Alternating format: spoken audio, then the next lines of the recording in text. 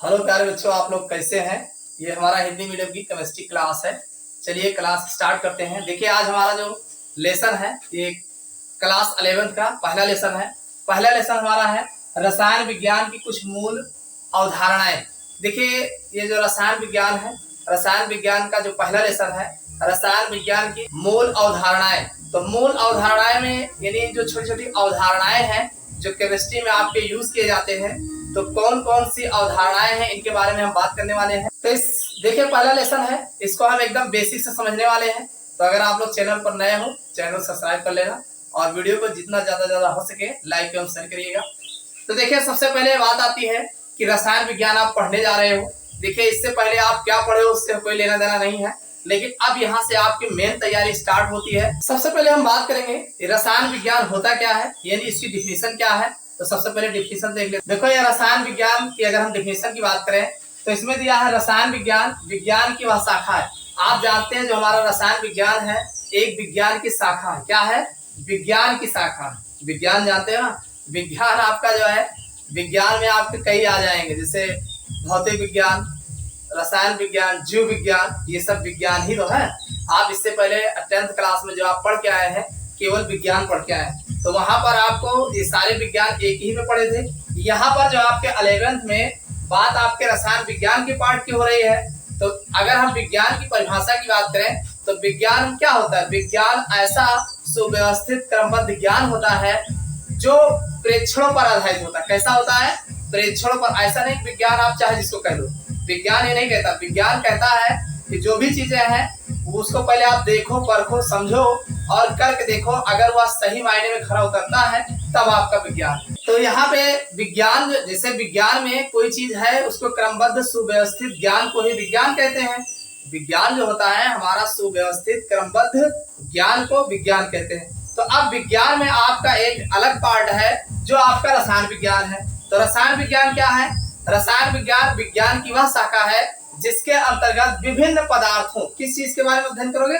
विभिन्न पदार्थ। अब पदार्थ क्या होते हैं भाई? पदार्थ आपके इर्द गिर्द जो भी चीजें आपको दिख रहे हैं ये सब पदार्थ के कैटेगरी में आते हैं। किसमें आते हैं? पदार्थ की कैटेगरी में आते हैं। तो विभिन्न पदार्थों का अध्ययन किया जाता है। किसका अध्ययन करते हैं? विभिन्न पदार्थों का अध्ययन करते हैं। अब पदार्थ के साथ साथ उसमें क्या परिवर्तन हो रहा है, कौन सा गुण हो रहा है, इन सब के बारे में जानकारी हमें रसायन विज्ञान के बारे में रसायन विज्ञान से होती है। तो वही कहा गया कि रसायन विज्ञान विज्ञान की वह शाखा है जिसके अंतर्गत विभिन्न पदार्थों तथा उनके गुणधर्मों एवं उनमें होने वाली अन्योन्य क्रियाओं का अध्ययन किया जाता है। समझ में आया कि नहीं भाई? विभिन्न पदार्थ, पहली बात तो पदार्थों के बारे में अध्ययन करोगे।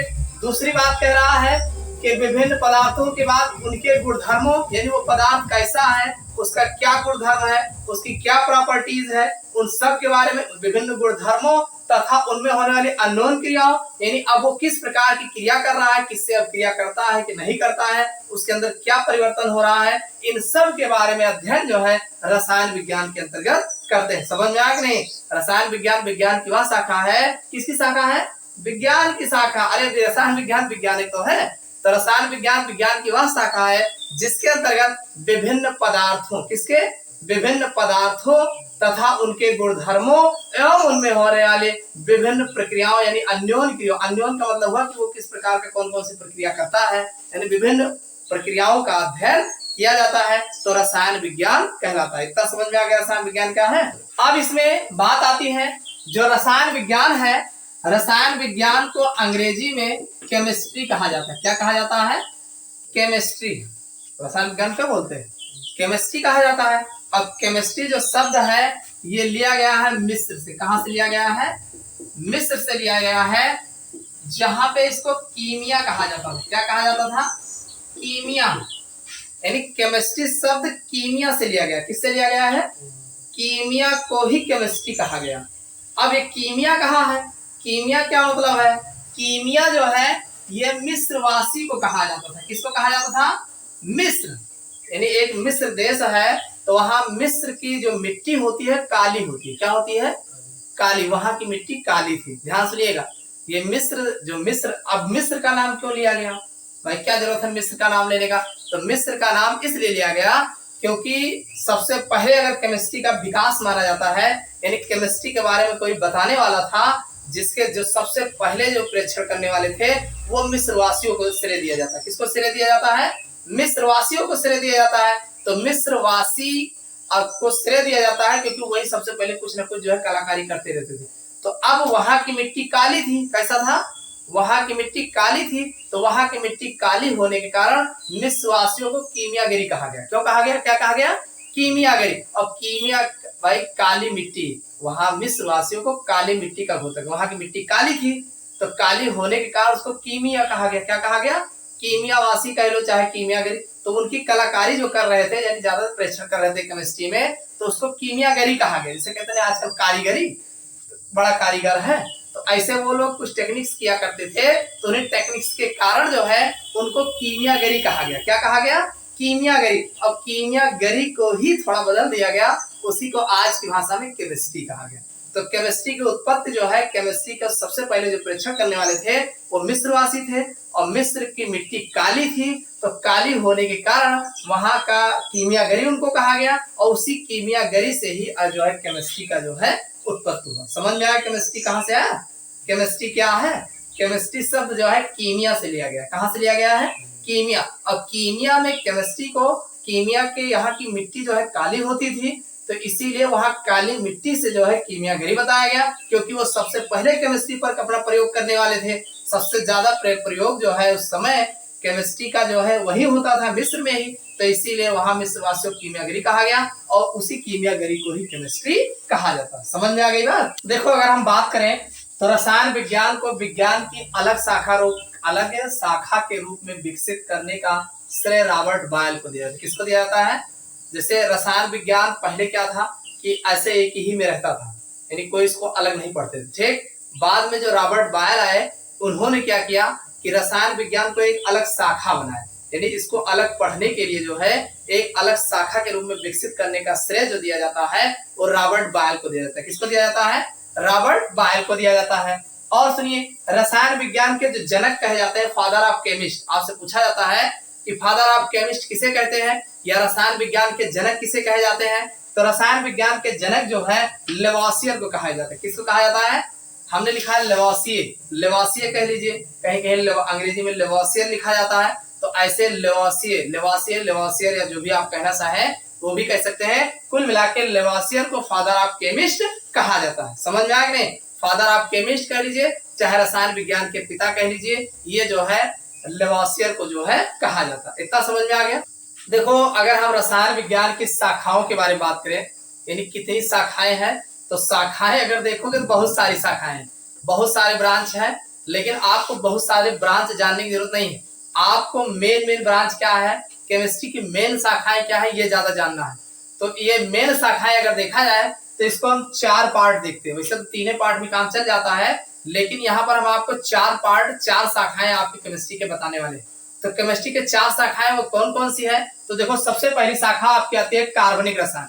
देखो, इसमें पहला कौन है वो मायने नहीं रहता, बस आपको ये 4 शाखाएं कौन है ये जानना है। तो हम पहले बात करेंगे कार्बनिक रसायन की। तो कार्बनिक रसायन को अंग्रेजी में ऑर्गेनिक केमिस्ट्री कहा जाता है। क्या कहा जाता है? ऑर्गेनिक केमिस्ट्री कहा जाता है। तो देखो, लिखा है कार्बनिक रसायन, आपने नाम सुना होगा कार्बन, कार्बन तत्व को जानते हैं ना। तो कार्बन के जितने यौगिक होते, क्या कार्बन के यौगिक, कार्बन के यौगिक जानते हो, जैसे मेथेन है, एथेन है, प्रोपेन है, ब्यूटेन है, इस टाइप के जो यौगिक होते हैं वो कार्बन कंपाउंड्स बोले जाते हैं, कार्बन के यौगिक कहे जाते हैं। तो एक चीज ध्यान रखना, ये जो कार्बनिक रसायन है, यानी रसायन विज्ञान की वह शाखा जिसके अंतर्गत कार्बन के यौगिकों का अध्ययन किया जाता है। किसका अध्ययन किया जाता है? कार्बन का अध्ययन नहीं करेंगे, कार्बन के यौगिकों का अध्ययन करेंगे। किसका अध्ययन करेंगे?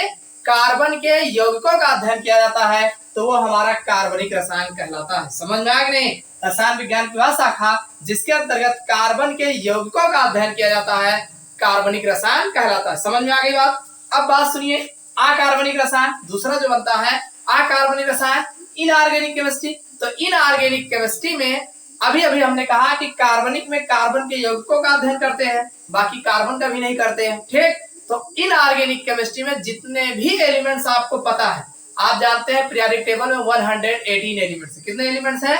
118, 118 तत्व ज्ञात है। अरे उसमें कुछ मान लीजिए 9 खोजा गया है, लेकिन इतना जानते हो कि 118 तत्व के बारे में बताया गया। ठीक, तो 118 तत्व में कार्बन भी तो उसी में आता है। तो कार्बन का यानी सबके, सिर्फ कार्बन के यौगिकों को छोड़कर, क्या छोड़ करके, कार्बन के यौगिक को तो हम इसमें पढ़ रहे हैं कार्बनिक रसायन में, तो कार्बन के यौगिक को छोड़ करके बाकी जितने भी एलिमेंट्स हैं सब के बारे में, उनके यौगिकों के बारे में अध्ययन हम जो है अकार्बनिक रसायन के अंतर्गत करते हैं। समझ में आई बात कि नहीं?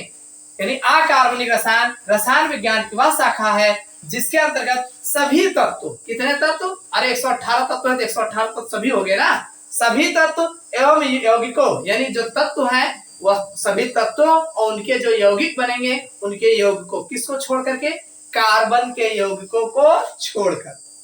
समझ में आई बात कि नहीं? भाई कार्बन के यौगिक को आप छोड़ दीजिए तो बाकी जितने भी तत्व हैं, जितने भी यौगिक हैं, सब के बारे में अध्ययन जो है अकार्बनिक रसायन के अंतर्गत करते हैं। आप ऐसे कह सकते हैं कि अकार्बनिक रसायन के अंतर्गत जितने भी तत्व होते हैं, जितने भी यौगिक होते हैं, सभी के बारे में अध्ययन किया जाता है। अकार्बनिक रसायन कहलाता है सिवाय कार्बन के यौगिकों को छोड़कर। अब इसी जिसको छोड़े हो इसको पकड़ लो, कह दो हम कार्बनिक रसायन में कार्बन के यौगिकों का अध्ययन किया जाता है। समझ में आ गई बात? दोनों समझ में आ गया? चलो अगला देख लेते हैं। तीसरा है भौतिक रसायन। तो जब सब के बारे में पढ़ ले तो बचा क्या, ध्यान सुनिए।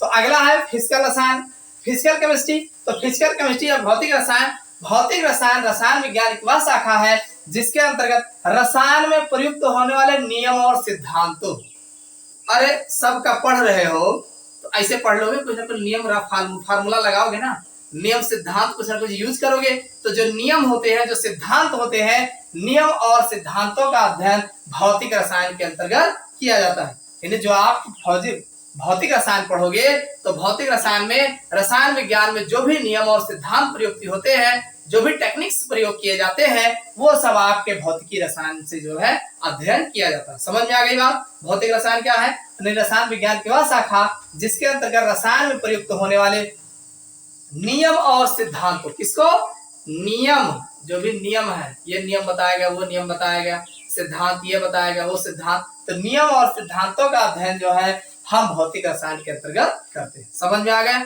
एक और आपका है वैश्लेषिक रसायन, एनालिटिकल केमिस्ट्री।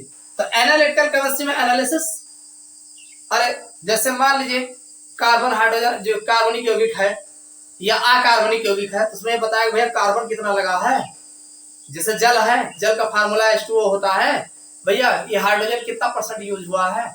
तो प्रतिशत का मामला जब फंसेगा, कोई चीज को एनालिटिक्स करना हुआ तो ये एनालिटिकल केमिस्ट्री में होगा। यानी इसमें रसायन विज्ञान की वह शाखा जिसके अंतर्गत विभिन्न यौगिकों में उपस्थित विभिन्न तत्वों, अरे बहुत सारे यौगिक है, इनऑर्गेनिक है, ऑर्गेनिक है, तो विभिन्न यौगिकों में उपस्थित विभिन्न तत्व, यानी जो तत्व लगा हुआ है, तो तत्वों का गुणात्मक एवं मात्रात्मक विश्लेषण, यानी कितना लगा है, कितना गुणा करा गया, कितने संख्या में लिया गया, कितनी मात्रा ली गई है, इन सब के बारे में जानकारी जो है हमें वैश्लेषिक रसायन के अंतर्गत विश्लेषण करना, एनालिसिस करना, तो ये आपका वैश्लेषिक रसायन से जो है कहलाता है। तो इस सब का अध्ययन करना वैश्लेषिक रसायन कहलाता है। और ये किसके द्वारा होता है? वैश्लेषण के द्वारा होता है। समझ में आ गया नहीं? रसायन विज्ञान की वह शाखा जिसके अंतर्गत विभिन्न यौगिकों में उपस्थित विभिन्न तत्वों, विभिन्न यौगिकों का अध्ययन तो यहाँ भी कर रहे हो, यहाँ भी कर रहे हो, तो अब उस यौगिक में केवल तत्व कितना लगा है, कितनी मात्रा लगी है, कितना ग्राम लगा है, अगर ग्राम और मात्रा पता करना है तो आपको आना होगा वैश्लेषिक रसायन में। वैश्लेषिक रसायन के अंतर्गत विभिन्न तत्वों के जो गुणात्मक एवं मात्रात्मक एनालिसिस है, इन सब के बारे में अध्ययन किया जाता है। तो समझ में आया, ये मेन है रसायन विज्ञान की शाखाएं। इस रसायन विज्ञान शाखाएं में ये मेन आपका बनता है। अब इसके अंतर्गत और भी शाखाएं आती हैं, वो इतना महत्व नहीं रखता। मेन महत्व ये है, इन चारों के बारे में आपको ठीक से जानने की आवश्यकता बनती है। समझ में आया? इसको अच्छे से तैयार कर लीजिएगा। पूछा जाता है कि कार्बनिक रसायन में किसका अध्ययन करते हैं, तो कार्बन के यौगिकों का अध्ययन करते हैं। अकार्बनिक रसायन में सभी यौगिकों का अध्ययन करते हैं सिवाय कार्बन के यौगिकों को छोड़ करके। और जो भौतिकी रसायन है, जो नियम और सिद्धांत प्रयोग किए जाते हैं, वो आपके भौतिकी रसायन में अध्ययन किया जाता है। और एनालिटिकल या वैश्लेषिक रसायन में, जो रसायन विज्ञान में जो तत्व होते हैं, तत्वों के मात्रात्मक गुणात्मक जो एनालिसिस होता है, वो आपका जो है एनालिटिकल केमिस्ट्री में किया जाता है। तो ये आपका इतना हो गया। तो इस क्लास में बस इतना ही।